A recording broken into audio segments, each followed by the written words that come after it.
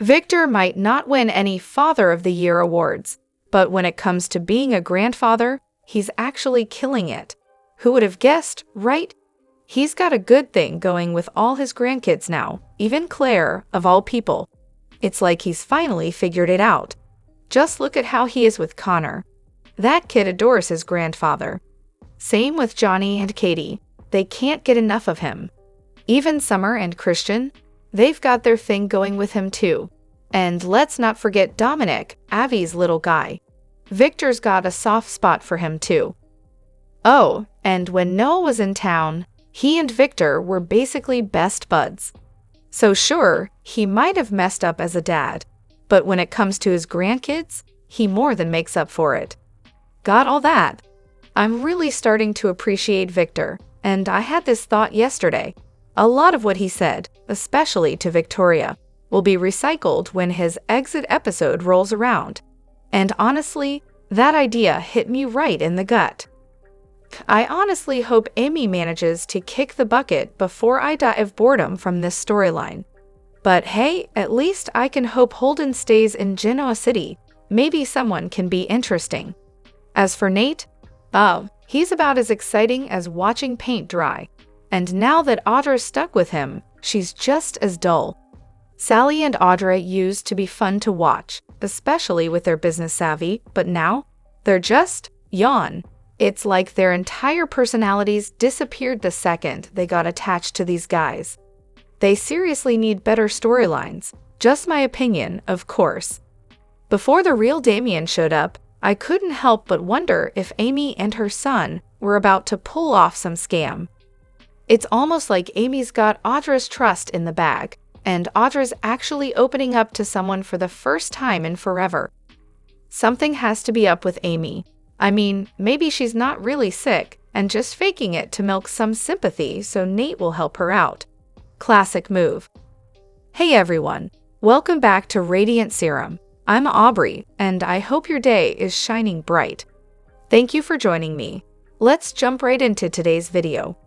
Here we go again with Nick and Sharon. Honestly, these two are driving me insane right now. Sharon, can you please stop talking like a confused toddler and maybe, just maybe, stop playing the perpetual victim? I mean, hasn't she had enough time off whatever drugs she was on to? I don't know, be coherent? And Nick? My God, could you be more of a brainless white knight? With that IQ of yours, you'd probably still try to save a goldfish from drowning. I can't stand them at all. And let's talk about Sharon's storyline, because it's just painful at this point. I used to adore Sharon Case as an actress, but the writers have completely butchered her character. It's like watching a slow-motion car crash. Just get it over with already. Done. By the way, shouldn't Sharon be getting some real medical help for whatever mess is going on in her head? She's still talking like she's under the influence. Can anyone around her notice? Hello? Or are we just pretending everything's fine? I used to actually like Nick. Now, I literally fast forward through every scene with him. I've had enough. Honestly, the best way to fix this storyline. Just kill Sharon off. Maybe Lucy could do it, accidentally, or better yet, on purpose. Imagine the fallout. It'd be a masterpiece. Or maybe Aunt Jordan could swoop in and finish the job for us. Now that would be something worth watching. Someone, for the love of all things stylish, please find Nikki a flattering hairstyle. I can still picture the first episode that aired after she got that gorgeous new cut. She looked fresh, youthful, and downright chic. So what in the world happened? It wasn't that long ago, was it? Honestly, it can't be that difficult. She's a stunning woman, but she desperately needs something softer. A cut that frames her face a bit, not something that looks like it was molded in a wind tunnel and could survive a hurricane. This week, a total snooze fest. Every storyline is dragging on, with the Amy drama being the highlight of what a waste of time. And now we're stuck with an episode about redecorating. Seriously, it's like Ian's wild descent into Hannibal Lecter territory was a lifetime ago. Tried watching on Monday night, but I was asleep before the third scene, and I usually managed to stay awake for most of it. ended up folding laundry just to stay semi-conscious. Who knew chores would become more exciting than this show? Something about Amy's deathbed theatrics isn't sitting right with me. She's definitely pulling some strings with Nate and Audra. There's no doubt about it. After everything Ashland put them through, Nate should be especially suspicious of someone who claims to be on death's doorstep, but flat out refuses any expert medical care. At the very least, the guy should have run a background check on her before rushing to play the White Knight. And moving her into his house? That whole thing just feels wrong. She's inserted herself into Nate's life so seamlessly that it's almost like he didn't even stop to think, maybe the son who literally cut her off has a point here. But let's talk about this supposed near-death situation. How does someone claim their life is over, refuse medical help, and still manage to not die? Sounds suspiciously familiar, doesn't it? Just like Ashland, who faked getting treatment, faked remission, and then faked an entirely new cancer diagnosis. I'm not buying it. Maybe she needed a place to crash, but let's not forget, she was already having dizzy spells back in November. It's almost like a pattern. Is it just me, or does Billy's new monochrome apartment scream Ligea's Tomb vibes? Seriously, it's like he's trying to live in a gothic novel. Meanwhile, I'm just sitting here imagining the Abbott mansion getting a 21st century makeover. Go, Diane. Maybe you should get some tips from Sally. She really worked some magic on Billy's place. And wait, hold up. They're actually redoing the Abbott mansion. I can barely contain my excitement. Someone pass the champagne. Oh, Jack, you might want to start planning a funeral. If Kyle shows up to this dinner, that is. And be careful, Kyle. You wouldn't want to end up like poor Jordan. Now, can we talk about the fashion? I'm obsessed with the clothes on the show. Seriously, whenever I see something I like, I'm on what they wore on TV faster than you can say credit card bill. I've even bought a couple of outfits Nikki Newman has rocked. But I've got a bone to pick with how Tracy Abbott is styled. I'm not even exaggerating when I say I spotted one of her outfits in a Target and Walmart ad. No shade to those stores, but come on. And the rest of her wardrobe? A sea of boring citron tops. Like, what's the deal? Y and R. It's 2025, not 1985. Let's give the woman some proper style. She's more than just a full-figured woman. They could at least make an effort. As for Victor, of course he's got Adam doing all the dirty work. He knows Nick's not going to touch that mess with a 10-foot pole. I am so over Amy and her endless whining about her supposed son. Like, can she please stop obsessing over why he won't just drop everything to see her? It's the same tired tune every time, and the way she analyzes the situation like it's some sort of mystery. So exhausting. And don't even get me started on Billy. The way he talked down to Phyllis today. It's beyond frustrating that they still keep portraying her as this delicate, vulnerable mess. I mean, hello, she sold multi-million-dollar hotel. She should be helping Daniel launch his next big business venture, not playing the damsel in distress. But okay, I did enjoy Jack reminiscing about his dad, John Abbott, at the dining table with Kyle. That was a nice moment, I'll admit. Hold up though, did Amy really just show Nate a picture of Damien? Am I losing my mind, or did that actually happen? On a more positive note, I'm loving Billy and Adam's new homes. Maybe next time, they'll give the Abbott mansion a makeover. That's long overdue. I'd also really wish we could see more of Tracy with Alan. They have such great chemistry, and it would be nice to see them get a happy storyline for once. Just imagine that. And can we talk about Phyllis, when she said to Daniel in Summer, "May I be bold?" I was like, when are you not bold? It's like her whole personality. Oh, and for all the people complaining about Sharon getting off scot-free for framing Daniel, newsflash, Phyllis isn't any better. She did kill someone, faked her own death, and tried to frame Diane. And yet, she's strolling around like nothing happened. So seriously, what's the difference?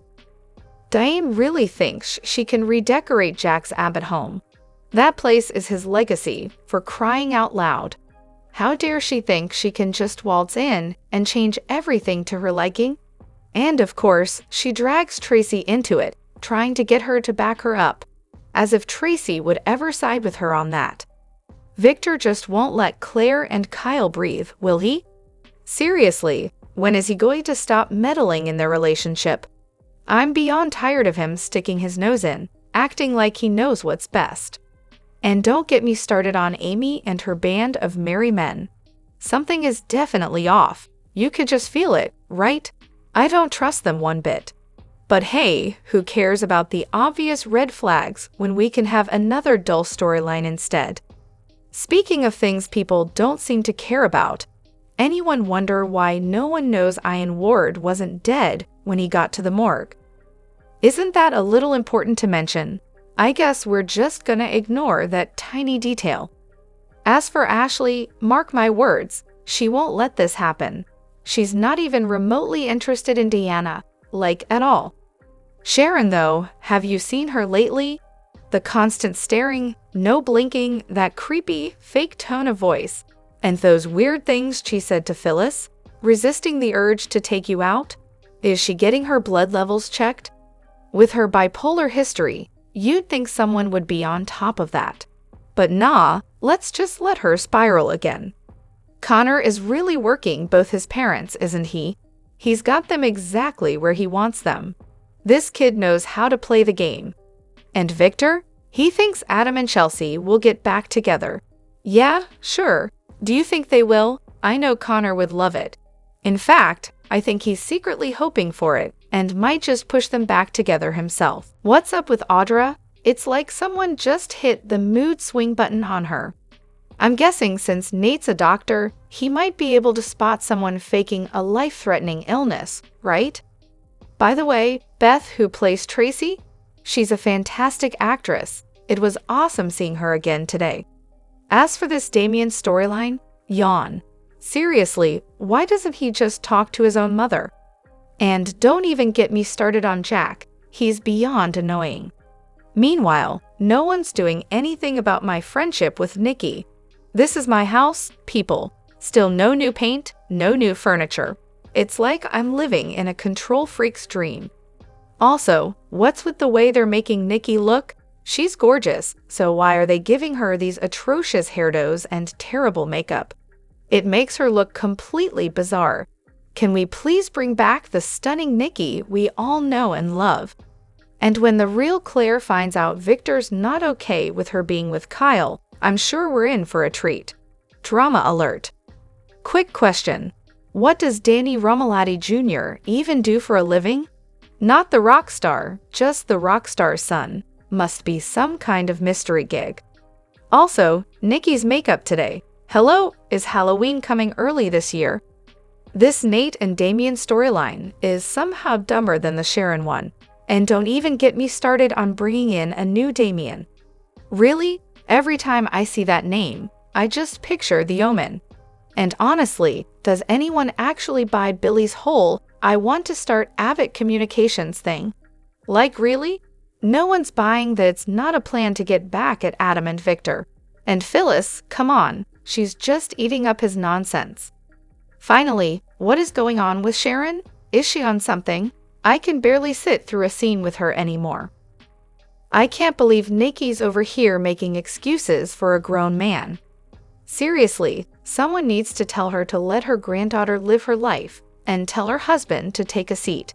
He's got no business chiming in on this. And Nikki's hair today. What in the world is going on there? It looks like she stuck her head out of a convertible while speeding down the freeway. It's wild. Someone really went all in on messing with it today. As for Sally and Phyllis trying to share Billy, honestly, that idea was doomed from the start. No shock that things are about to get messy between them. Their drama is practically written in the stars. Also, Ian Ward, what happened to him? He woke up in the ambulance, but now, where is he? Someone's got to know what's going on. I hate to say it, but I think Victor's days are numbered. Have you noticed how everyone's been so concerned about his health lately? It's like they're preparing for the worst. I get the sense he's just going to quietly slip away one day, and that'll be it. They can't really replace him, so I'm thinking that's how he'll go out. I'll miss him if he does, but honestly, I just hope he gets to enjoy his retirement. Guess we'll all have to wait and see how it plays out. Drop your thoughts in the comment section below. Do you agree or disagree? Don't forget to like, subscribe, and hit the notification bell for more updates. Your opinions matter, and I will see you in the next video. Thank you.